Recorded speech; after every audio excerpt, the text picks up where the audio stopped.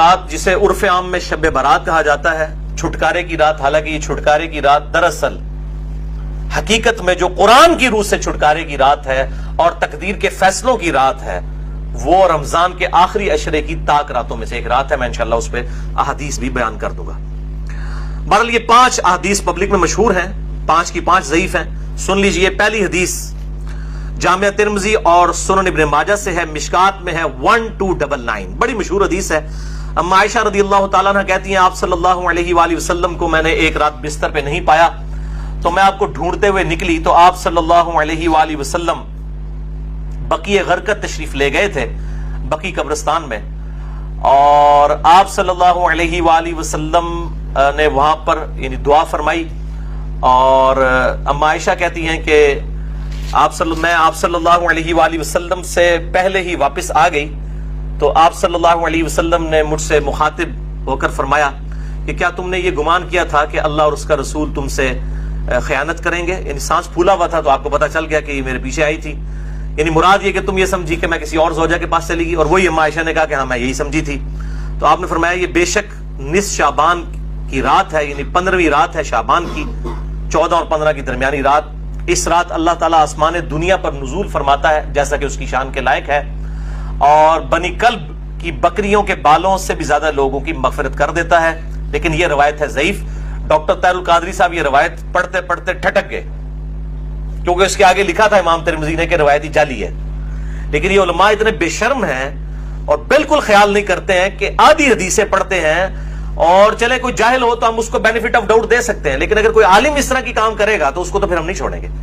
یہ بے شرمی کی انتہا ہے اور علمی خیانت کی انتہا ہے۔ ٹھٹک گئے۔ آگے کے الفاظ امام ترمذی کہتے ہیں کہ یہ روایت منقطع ہے، سب سے شدید جرح ہے کہ راویوں کی ملاقات ہی نہیں آپس میں، اور وہ کہتے ہیں اس میں جو تبع تابعی ہے یحییٰ بن کثیر، اس کی ملاقات تابعی عروہ سے ثابت نہیں جو سیدہ عائشہ کے بھانجے تھے، اور جو تبع تابعی ہے حجاج، اس کی ملاقات یحییٰ بن کثیر سے سما ثابت نہیں ہے۔ اور پھر ساتھ امام ترمذی نے لکھا کہ میں نے اپنے استاد امام بخاری رحمہ اللہ تعالی جنہوں نے صحیح بخاری لکھی ہے ان سے جب اس حدیث کے بارے میں پوچھا تو انہوں نے بھی کہا یہ حدیث صحیح نہیں ہے، یہ حدیث ضعیف ہے، اور یہ سارے حکم انہوں نے بتائے۔ البتہ ایک حدیث ہے صحیح مسلم میں 2256 جس میں رات کا تو ذکر نہیں کہ یہ کون سی تھی، بہرحال یہ الفاظ موجود ہیں صحیح مسلم 2256 کہ آپ صلی اللہ علیہ وسلم ایک دفعہ رات کو اٹھ کے قبرستان بقیع غرقد چلے گئے، 3 دفعہ یوں ہاتھ اٹھا کر آپ نے دعا کی، بڑی لمبی دعا کی، اما عائشہ بھی پیچھے پہنچی، اور پھر بعد میں پہلے ہی وہ آگے اپنے بسترے پہ سانس بھولا ہوا تھا، آپ نے فرمایا کہ تو میرے پیچھے آئی تھی، تو نے کیا سمجھا اللہ اور اس کا رسول خیانت کریں گے، سیم وہی الفاظ ہے۔ پھر آپ نے فرمایا کہ جب تم سوئی ہوئی تھی، لیٹی ہوئی تھی، میں نے گمان کیا کہ تم سو گئی ہو، میرے پاس جبرائیل آئے تھے، انہوں نے مجھے اللہ کا پیغام دیا کہ جا کر بقیع غرقد میں جو دفن ہے مسلمان ان کے لیے دعائے مغفرت کریں، تو میں ان کی دعائے مغفرت کے لیے بقیع غرقد قبرستان میں آیا اور 3 دفعہ ہاتھ اٹھا کے دعا کی۔ اس سے یہ بھی بات پتہ چلی کہ بعض جو سلفی علماء کا یہ موقف ہے کہ قبر کے سامنے ہاتھ اٹھا کے دعا نہیں کر سکتے، وہ بالکل باطل ہے۔ قبر کے سامنے ہاتھ اٹھا کے دعا کر سکتے ہیں، اور اس میں یہ نہیں ہے کہ وہ قبر والے سے مانگ رہے ہیں،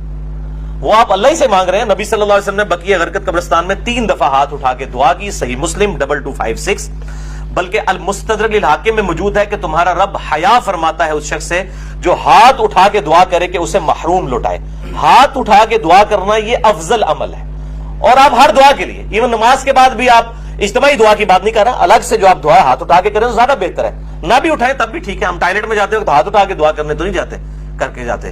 یا بسم اللہ جو ہم پڑھتے ہیں کھانے سے پہلے ہاتھ اٹھا کے تو نہیں، دونوں طریقے سے بہتر ہے کہ آپ ہاتھ اٹھا کے کریں، اس سے بغیر بھی بالکل ثابت ہے۔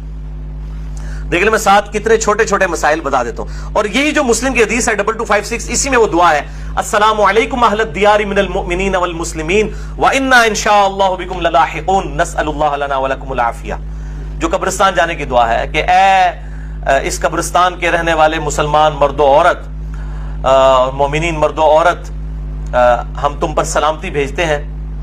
اور ہم تم سے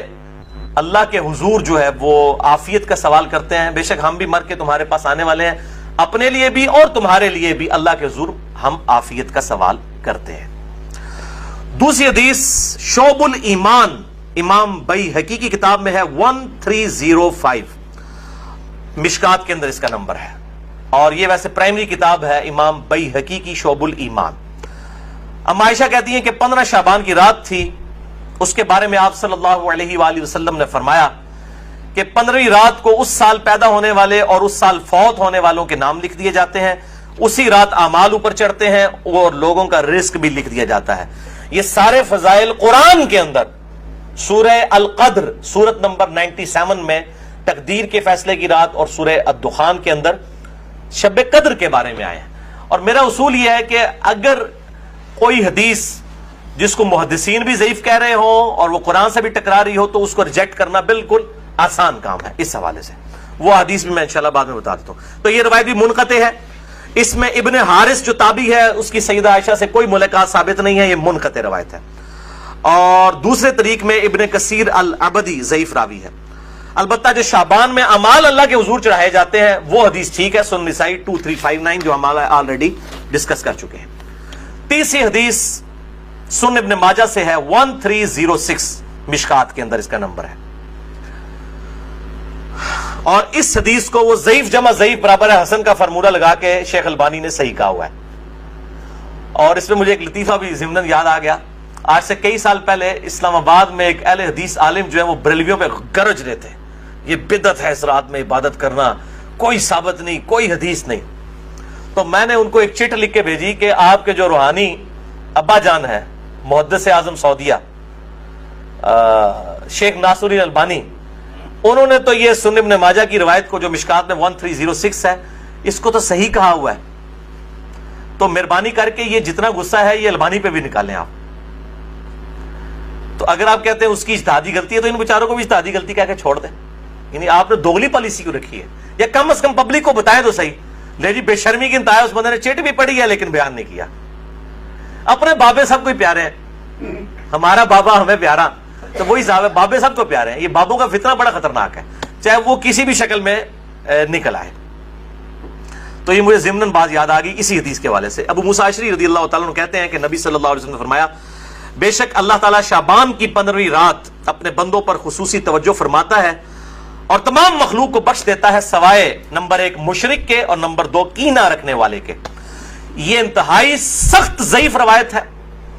اور اس میں کئی حکم ہیں۔ نمبر 1 زبیر بن مسلم اور عبد الرحمن مجہول راوی ہیں، ان نون راوی ہیں، جن کا کوئی یعنی لاپتہ راوی ہیں، جن کا کوئی تعارف نہیں ہے۔ دوسرا ابن لہیہ اور ولید بن مسلم، یہ دونوں مدلس ہیں اور عام سے روایت کر رہے ہیں اور سما کی تصریح کوئی نہیں ہے۔ اور شیخ زبیر صاحب نے مشکات 1306 کے فٹ نوٹ پہ لکھا کہ اس کی جو سند ہے یہ ظلمات میں ڈوبی ہوئی ہے، یعنی کسی صورت ہی حسن درجے تک نہیں پہنچتی ہے، یہ تو ضعیف میں بھی سخت ترین ضعیف روایت ہے۔ اور اس میں پھر اب وہ 11,000 وولٹ والی روایت یہاں پہ بیان کر دوں جو کہتے ہیں ہم صحیح اور ضعیف کا فرق نہیں کرتے، اور میری مجبوری ہے، اس کے بغیر یہ دماغ میں ڈرل نہیں ہوتا یہ روایت میں بیان نہ کروں تو۔ مشکات میں ہے 4902 مسند احمد اور امام بخاری کی الادب المفرد کے حوالے سے۔ امام بخاری کی بھی ساری حدیثیں صحیح نہیں ہیں، صرف صحیح بخاری کی روایتیں صحیح ہیں، الادب المفرد میں یہ ضعیف روایت ہے۔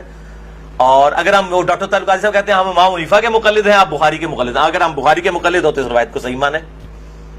مشکات میں 4902 ہے کہ جو شخص اپنے جہلی نسب پر فخر کرے تو اس کو پھر تم کہو کہ تم اپنے جہلی نسب پہ فخر کرتے ہو، اسے کہو کہ اپنے باپ کی شرمگاہ کاٹ کے اپنے منہ میں رکھ لے، نعوذ باللہ من ذالک۔ اور یہ بات اس سے کنایے سے نہ کرو، ڈائریکٹ کرو۔ اتنی بےہودہ بات آپ صلی اللہ علیہ وسلم کبھی کہہ سکتے ہیں؟ وَإِنَّكَ لَعَلَىٰ خُلُقٍ عَظِيمٍ، اخلاق کے بلند ترین درجے پہ فائز۔ اور بخاری اور مسلم کی حدیث کہ آپ صلی اللہ علیہ وآلہ وسلم میں کنواری لڑکیوں سے زیادہ شرم و حیا تھی، وہ اس قسم کی بات کر سکتے تھے؟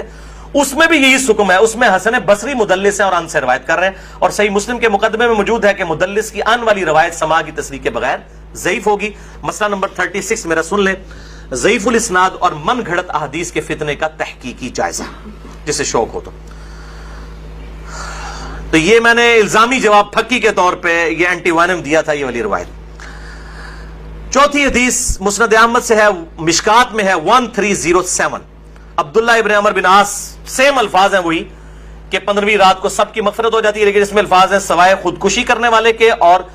کینہ رکھنے والے کے۔ لیکن اس میں ابن لہیہ جو ہیں وہ مدلس، اس میں تو نہیں ہے، ویسے وہ مدلس راوی ہیں، لیکن اس میں ان کی یہ روایت اختلاط کے بعد کی ہے، یعنی جب ان کا حافظہ بگڑ گیا تھا۔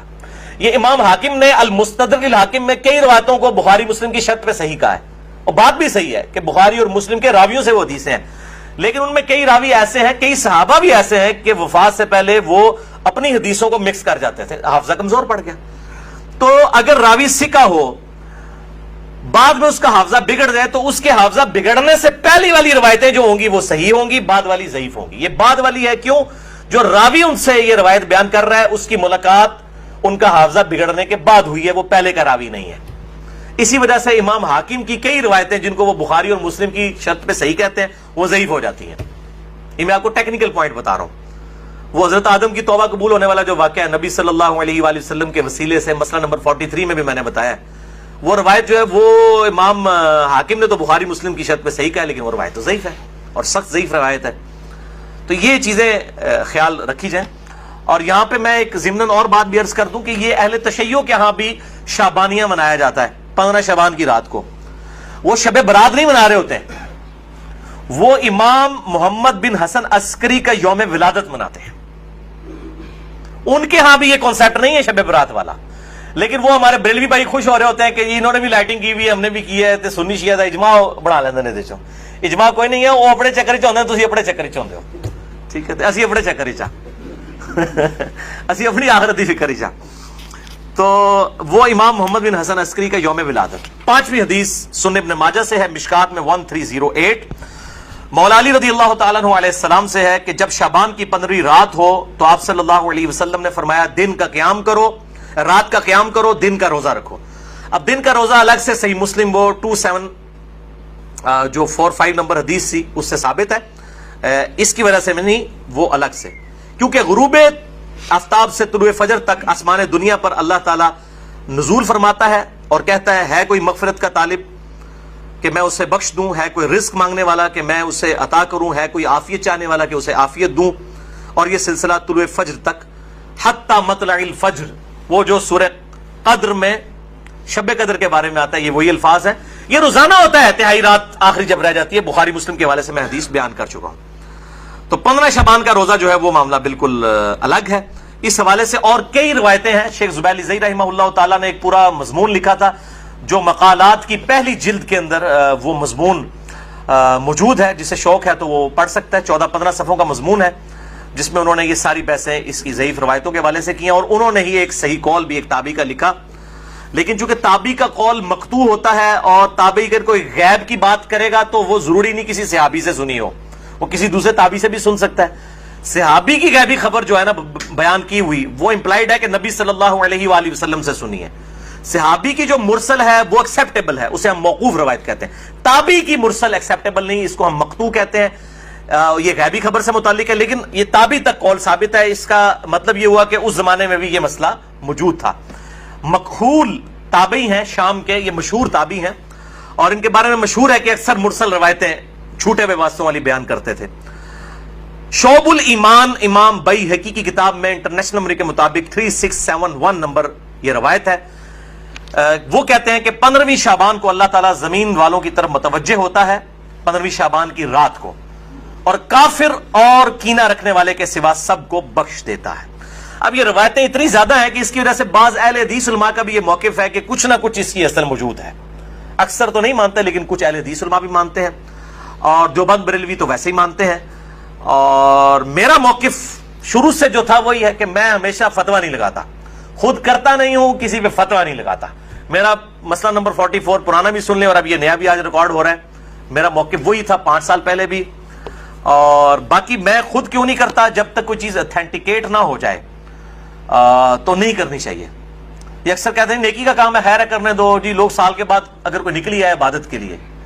تو میرے بھائی سال کے بعد لوگ عید کی نماز کے لیے نکلتے ہیں، تو آپ عید کی اذان کیوں نہیں دیتے ہیں لوگوں کو بلانے کے لیے؟ نہیں جی ثابت نہیں ہے، تو کیا ثابت نہ ہوئی تو کیا ہوا، گناہ کا کام تو نہیں ہے، دے دیا کرے اذان۔ سال بعد لوگوں نے عید پڑھنے کے لیے نکلنا ہوتا ہے، ایپا کیجئے، الزامی جواب، اینٹی وینم، لاجیکل آنسر۔ تو کہیں گے نہیں جی ثابت نہیں، بھئی آپ کا تو فارمولا تھا ثابت ہو یا نہ ہو، نیکی کا کام ہے تو کر لیں، تو عید کی اذان دے دیں، جنازے کی اذان دے دیں، کیوں نہیں دیتے؟ کہتے ہیں جی نبی صلی اللہ علیہ وآلہ وسلم سے ثابت نہیں، ہم بھی یہی کہہ رہے ہیں۔ اور پھر اس حدیث کو بھی یاد کر لیں جو صحیح مسلم میں 2684 اور مشکات میں 2052 ہے کہ آپ صلی اللہ علیہ وآلہ وسلم نے جمعے کے دن کو اور جمعے کی رات یعنی شب جمعہ کو قیام کے لیے مخصوص کر لینا، یعنی میں نے صرف یہ اسی میں ہی قیام کرنا ہے، اس سے منع فرمایا ہے. اور الا یہ کہ کسی کے روزے پہلے سے چلتے آ رہے ہوں یا کوئی پرٹیکولر روزہ آ جائے، جس طرح 10 محرم کا روزہ آ گیا یا یوم عرفہ کا، وہ رکھ سکتا ہے، اس کے علاوہ نہیں. اور بیسیکلی مقصد تھا مخالفت یہود و نصارہ کی. یہودیوں نے ہفتے کے دن کو مخصوص کیا